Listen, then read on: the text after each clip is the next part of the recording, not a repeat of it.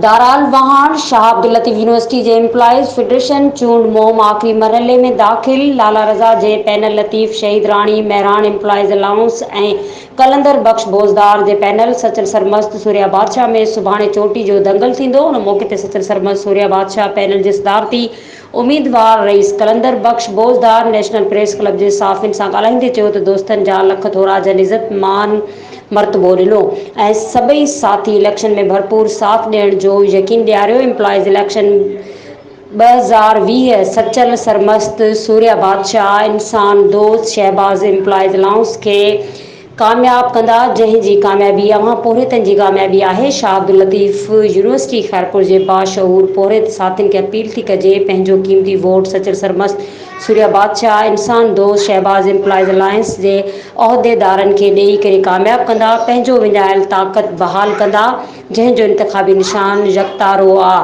उन मौक़े ते साणस मोहम्मद असलम घुमरो, सत्तार रिंद, अब्दुल्ला घांगरो पिण शरीक हुआ। मज़ीद खबरों और तफसीलात के लिए विजिट करें हमारी वेबसाइट www.awaminewshd.com।